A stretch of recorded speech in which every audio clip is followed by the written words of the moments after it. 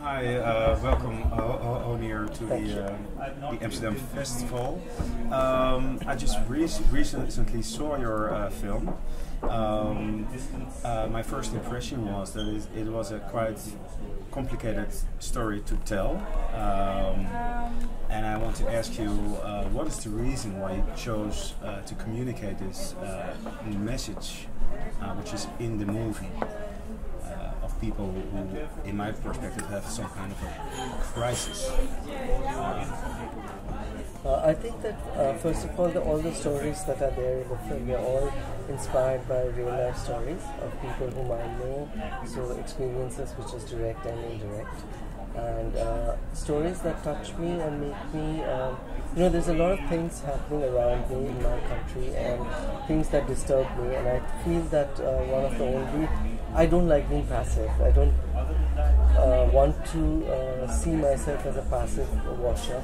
Yeah. And I feel that the only little instrument that I have is my cinema, and I try through my films, be it, it could be different forms, it could be a comedy, it could be whatever, but to try and make films which trying to create some sort of dialogue, and especially about places where there's a lot of silence. And apart from it, also, I think for me, through my films, it's also a personal journey of discovering more about myself and the milieu around me.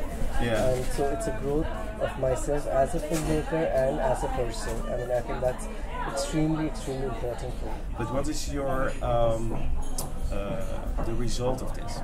How is your movie received in? I think like my first film was a film called My Brother Nikhil, and I came actually. It's very strange to come back here because with my first film I came in 2006 to Amsterdam for a screening, and again in 2008 I screened at Rialto itself.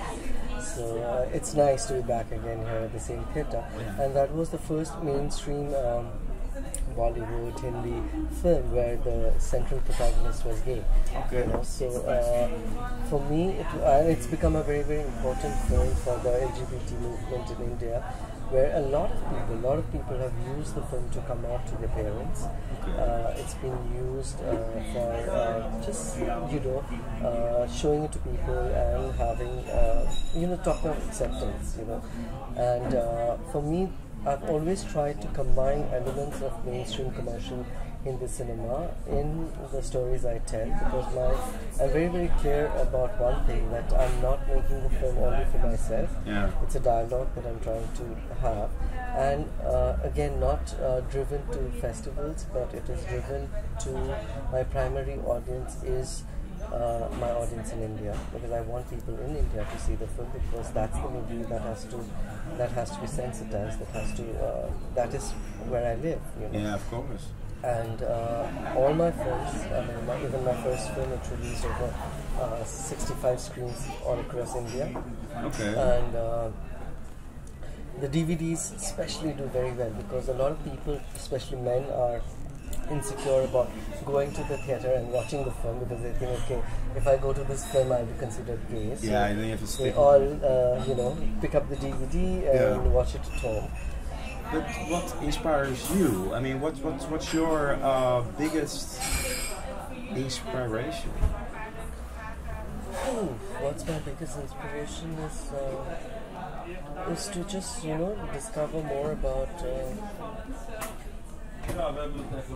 myself, the world, through storytelling, other people's lives, and that way you understand yourself much better, get a certain strength, and wherever any of our films also deals with things to do with sexuality, that's fighting in a country where my identity is criminalized by law, trying to say that,